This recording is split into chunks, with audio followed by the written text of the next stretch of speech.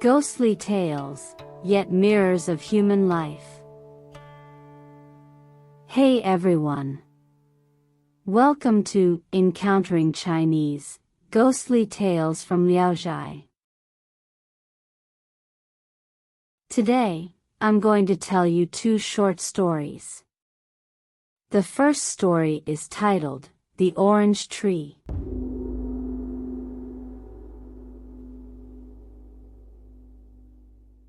A man from Shaanxi, known as Liu Gong, once served as the magistrate of Xinhua County. One day, a Taoist priest sent him a small orange tree. The tree was very small, with a trunk as thin as a finger. When Liu Gong saw it, he repeatedly declined, saying, "This tree looks so fragile, I really can't accept it." The Taoist priest smiled and replied, "This tree may not be worthy of you, but it's just a small gift, a token to celebrate your daughter's birthday." Hearing this, Liu Gong reluctantly accepted the gift. Liu Gong had a daughter, about 6 or 7 years old, who was about to celebrate her birthday. She fell in love with the orange tree at first sight and immediately placed it in her boudoir, tending to it carefully every morning and evening, afraid it might suffer the slightest damage. Years passed, and when Liu Gong retired from his position, the orange tree had grown to the size of a fist in thickness, and that year, it bore its first fruit. As Liu Gong packed his belongings before leaving, the orange tree had grown too large and heavy, so he planned to leave it behind. His daughter, upon hearing this, hugged the tree tightly and cried bitterly. Her family tried to console her, saying, "We are only leaving temporarily and will return soon." Believing them, the girl wiped away her tears, but she was still worried that someone would take the tree. She watched anxiously as the tree was planted at the steps of the yamen, and only when she saw it securely placed did she feel at ease and follow her parents away. Years later, Liu Gong's daughter grew up and married into the Zhuang family, becoming their wife. Her husband passed the imperial examination in the Bingshu year and was appointed as the magistrate of Xinhua County. When Liu Gong's daughter heard this news, she was overjoyed but thought to herself, "It has been more than 10 years, and the orange tree from back then is probably long gone." However, when the family arrived in Xinhua, they were astonished to find that the tree had grown into a massive one, needing 2 people to embrace its trunk.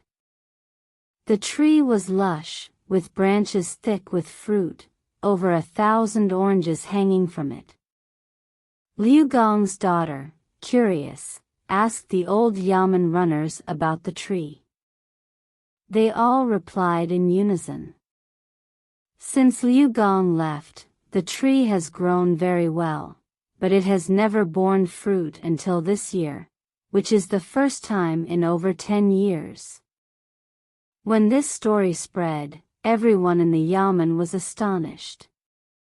County Magistrate Zhuang served in Xinhua for 3 years, and every year, the orange tree bore an abundant harvest. However, in the 4th year, the tree began to wither, no longer blooming. Liu Gong's daughter remarked to her husband, "I fear your tenure here will not last long." Sure enough, by autumn, Magistrate Zhuang received an order to step down. At the end of the story, the author adds this commentary. Could it be that the orange tree has some kind of past life connection with Liu Gong's daughter? Why is it so coincidental? The tree bears fruit, seemingly to express gratitude, but no longer flowers, as if mourning the impending separation. If even plants can show such emotions, what of humans? The second story is titled, Chengzhang.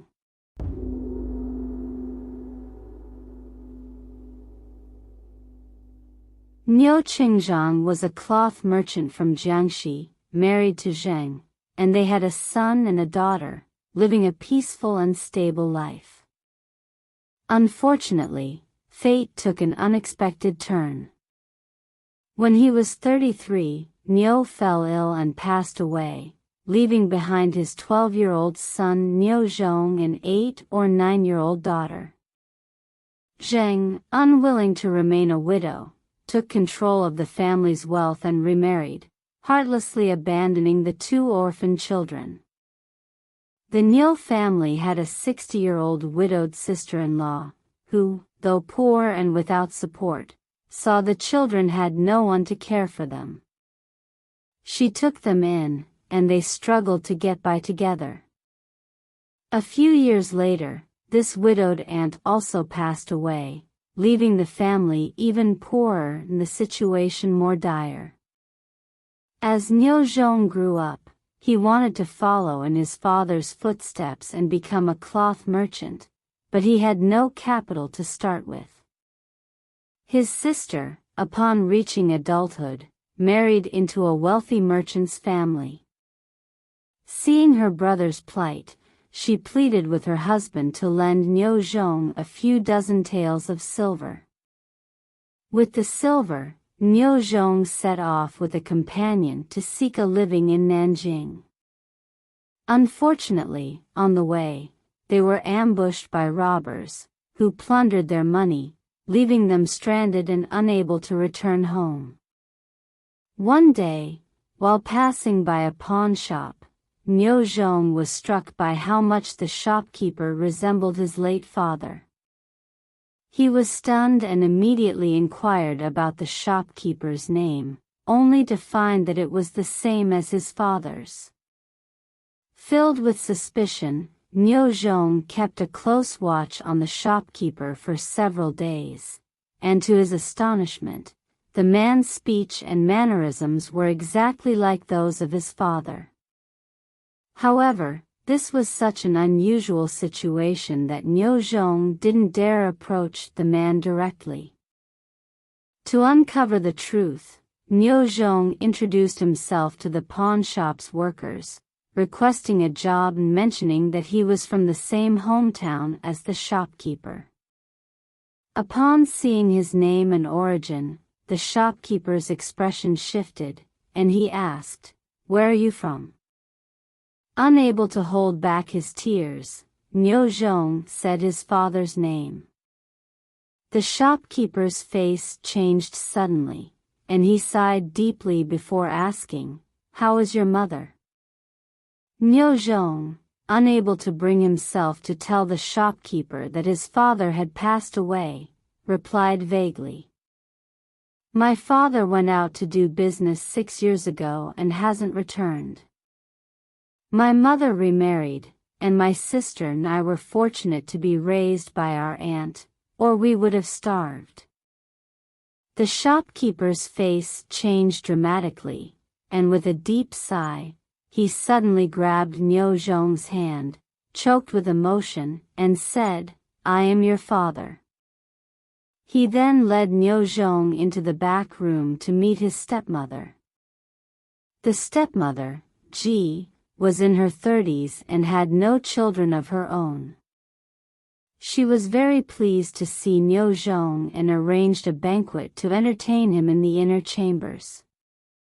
From then on, Chengzhang and his son Zhong managed the pawn shop together, and life gradually settled into a routine. However, Chengzhang could never forget his hometown, and he often spoke of his desire to return and take a look. Ji was worried about leaving the shop unattended and repeatedly tried to dissuade him. But 3 months later, Niu Chengzhang was determined to hand the pawn shop over to Niu Zhong and pack his belongings to return home.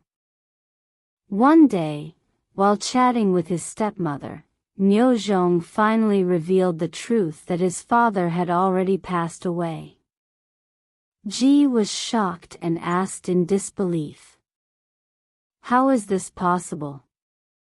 Your father came here to do business and was later persuaded by old friends to open this pawn shop. I married him 6 years ago. How could you say he has been dead for many years?" Niu Zhong was equally confused and shared his entire experience with her, but neither of them could understand what had happened. The following night, Niu Chengzhang suddenly returned, accompanied by a woman. The woman was disheveled, her hair tangled like dry straw. When Niu Zhong looked closely, he was shocked to realize it was his mother. Niu Chengzhang angrily grabbed the woman by the ear and, with great fury, shouted, "Why did you abandon our children?" As he spoke, he bit the woman's neck fiercely. The woman screamed in pain, "Son, help me!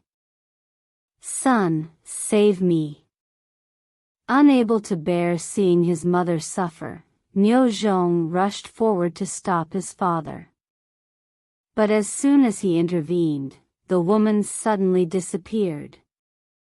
Everyone was panic-stricken and cried out, "This woman is a ghost." They turned back to look at Niu Chengzhang, only to find his face ashen and his clothes falling to the ground. He too turned into a mass of black smoke and vanished without a trace. Niu Zhong and his stepmother were both terrified and shocked, so they collected Niu Chengzhang's clothing and buried it. In the end, Niu Zhong inherited his father's pawn shop business and made a fortune. Years later, he returned to his hometown to visit relatives and learned that his mother had passed away on the same night many years ago, the same night when relatives in the village had seen Niu Chengzhang. Alright. That's all for today's ghostly tales, The Orange Tree, and Niu Chengzhang. If you enjoyed these stories, please give us a thumbs up and subscribe. Please also encourage everyone to comment and share more. We'll see you in the next episode.